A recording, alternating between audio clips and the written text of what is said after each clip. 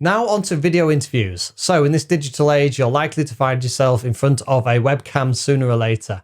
According to Gartner, 86% of companies are now doing job interviews online.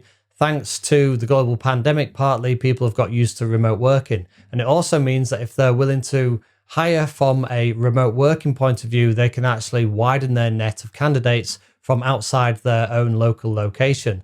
So video calls and video interviews are becoming quite common. Hi, Udemy instructor Michael James here. Sorry to interrupt, but I just wanted to point out that if you're enjoying this video and this playlist, you can get the entire course at a discount with the link in the description below this video. You can buy it on learnmanagementonline.com and also find some really cool bundles for a really good price on that site as well. Or you can go direct to Udemy and buy it there. You can search for Michael James or just use the link in the description below the video.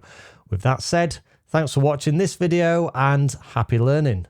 So the first thing is to make sure that your tech game is strong. You don't want any complications with your technology. That's just going to put more stress on you and put you off on a bad start. So you want to make sure that your technology is working. We'll have a look at this in a bit. You also want to choose a clean background and you also want to dress the part. Make sure that you are head to toe looking professional. Yes, even if you are going to be seen from the waist up, it will make a difference to how you feel about yourself if you fully dress.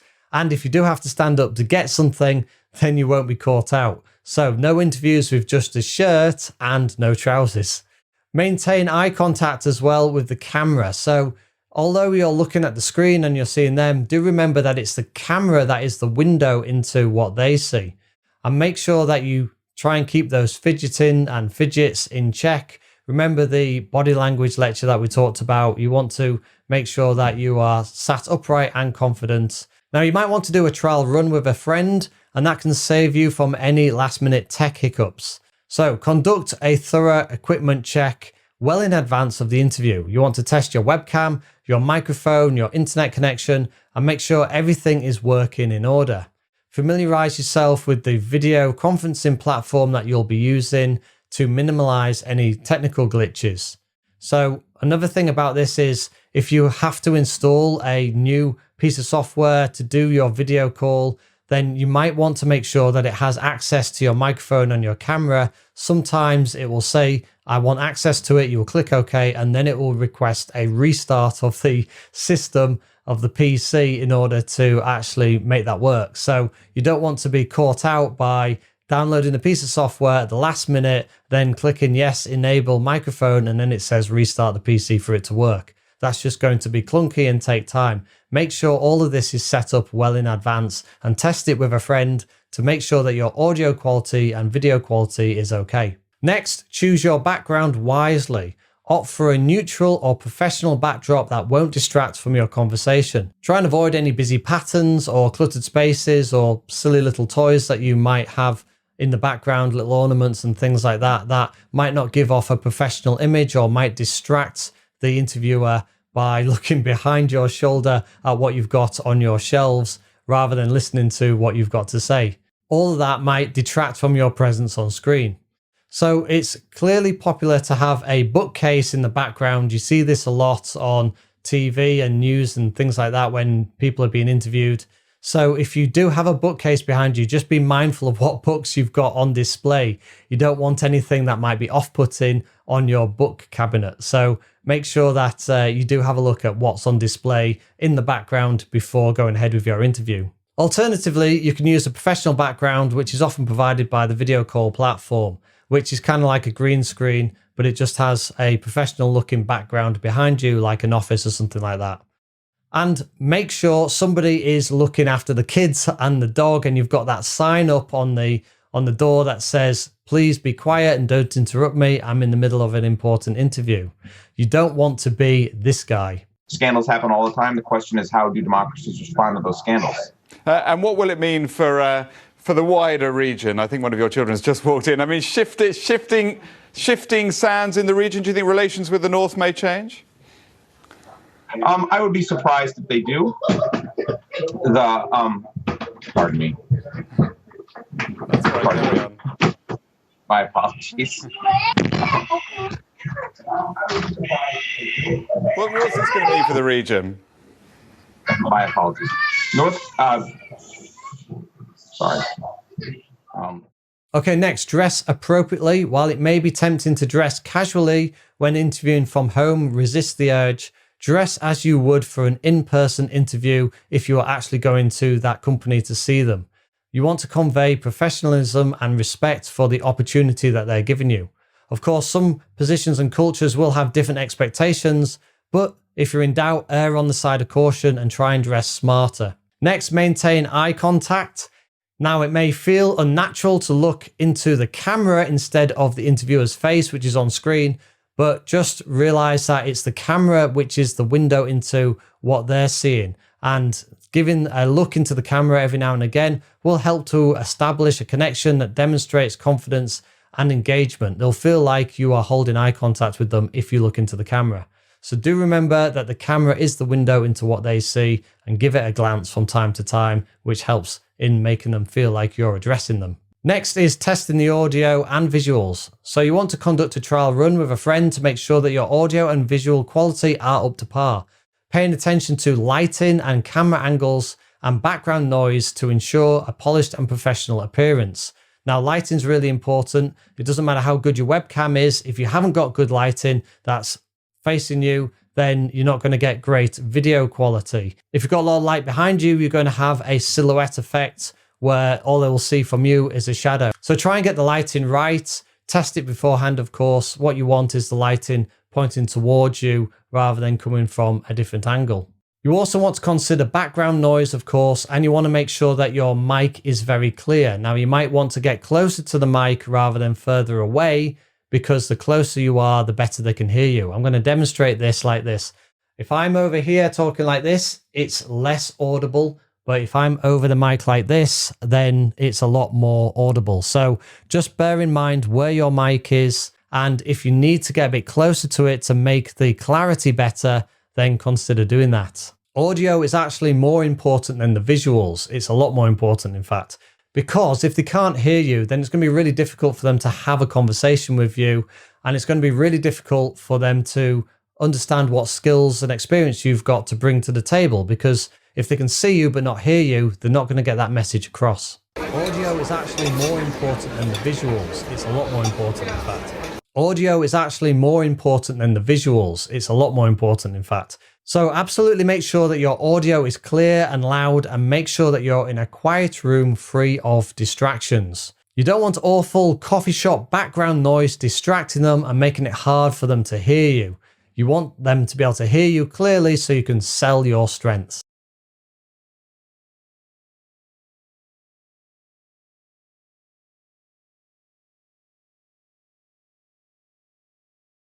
Okay, in this video, I'll be covering interviews which include a presentation or assessment. I'll uncover how to tackle these styles of interviews and give you some strategies that you can use.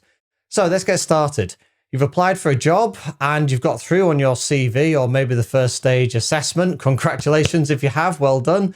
But now your task is to complete an assessment, or sometimes they might ask you to do a presentation. Sounds overwhelming, right? Well, don't worry. Let's start with the assessment. According to Harvard Business Review, 76% of employers include an assessment in the interview process. Assessments, whether they're written tests, case studies, or technical challenges, offer valuable insights into your problem-solving abilities, leadership skills, and sector experience. Probably most importantly, these tests demonstrate how you cope under pressure. But with some of my strategies, you'll be well equipped to approach the assessments with confidence and maximize your chances for success. Hi, Udemy instructor Michael James here. Sorry to interrupt, but I just wanted to point out that if you're enjoying this video and this playlist, you can get the entire course at a discount with the link in the description below this video. You can buy it on learnmanagementonline.com and also find some really cool bundles for a really good price on that site as well. Or you can go direct to Udemy and buy it there. You can search for Michael James or just use the link in the description below the video. With that said, thanks for watching this video and happy learning. So firstly, understand the format. Familiarize yourself with the format and the details of the assessment. Whether it's a written test, case study, technical challenge, or a combination of these, you could be at disadvantage if you don't know all that you can find out about these assessments, because internal candidates no doubt will know a bit about them. So try and find out how long you'll have and how many questions you need to complete, and find out things like, will you be able to have a calculator, a pen? Will you be able to take information into the assessment with you? Is it open book? Is it closed book? What software is the presentation going to be on? Are you going to be doing an Excel spreadsheet? Are you going to have a Word document? Is there any particular industry type of software that they want you to use? Is the test under a certain software provider? Does that software provider create assessments? Can you have a look into them and find some mock questions from them? These are all really good information and questions to ask to get information around the type of assessment that you're going to be doing to help you to prepare. So understanding the format and many of the details, the more you can prepare effectively. So if you don't know, do ask. Next up is practice. Practice, practice, practice. You want to dedicate regular time to practicing these problem-solving tasks or any similar tasks and assessments that you might encounter in your assessments for job interviews.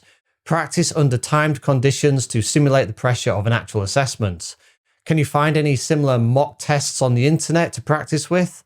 I'm sure you can. In fact, I'll show you some tips on where you can look following this lecture. Okay, next is focus on the fundamentals. Prioritize mastering fundamental concepts and problem-solving techniques relevant to the role that you're applying for.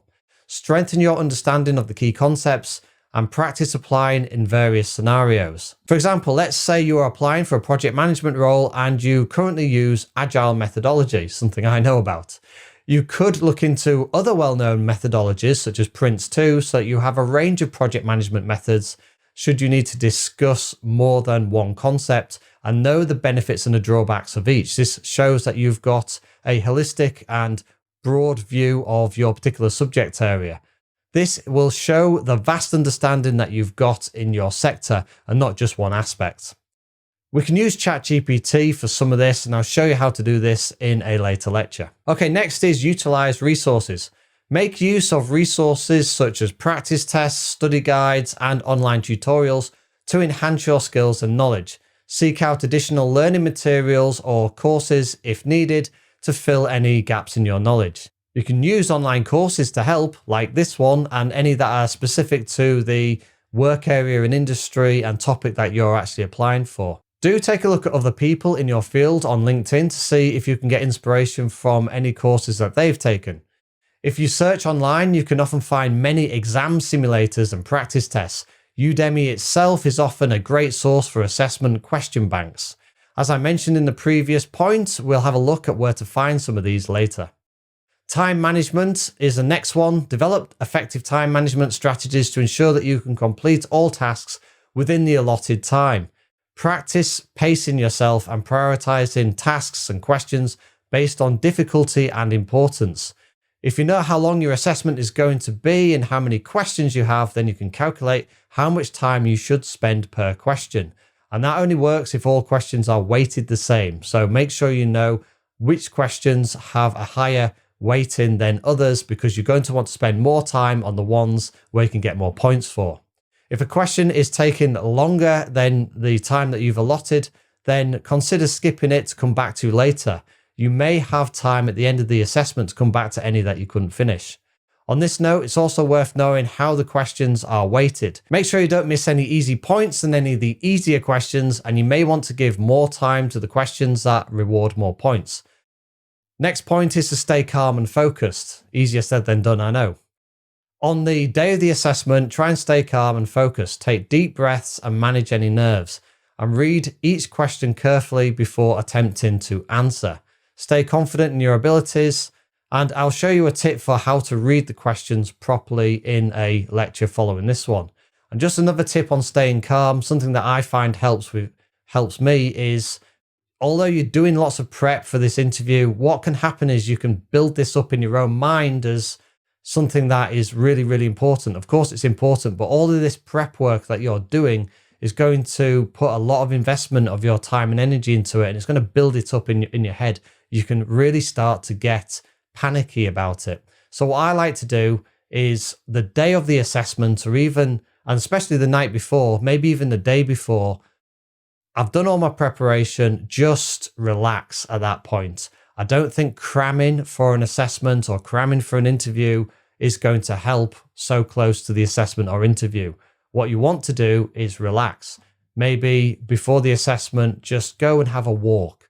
Go have a walk in the woods, go have a walk around the city, whatever it is, and just try and clear your mind so that when you come to the assessment, you are at least a little bit relaxed, and just be confident that you haven't forgotten all that knowledge that's in your head. It will be there when you need it when you get to the assessment. But moments before the assessment, don't panic yourself by cramming. Just take that time to relax and go in a little bit more relaxed. I think that's really going to help you out. Next up is review and reflect. So after the assessment, take time to actually review your performance. Now, honestly, I don't think many of us actually do this. Once we've got through the assessment, whether we've got through it on a positive note or we've failed, or particularly if we've got through it and we've succeeded, we don't often take time to look back and think why we succeeded. We just think, yes, that's over with, on to the next assessment, or great, I got the job, I'm going to celebrate. But do take the time to look back and review your performance. And of course, if you didn't get through the assessment, then you're probably going to do this naturally anyway. But it is definitely worth taking the time to reflect on that assessment, because no doubt you're going to come across these assessments at some other point in your career, even if you got the job. So identify areas where you did well and areas where you might have struggled. Reflect on what you could have done differently and better, and use these insights to improve for any future assessments. Because whether you got this job or not, you're likely to have to go through the recruitment process again. I'm afraid this isn't a one-shot deal. You are going to need to go through the recruitment time and time again, particularly if you're ambitious and you want to keep moving up the ranks. You're going to need to go for lots of jobs.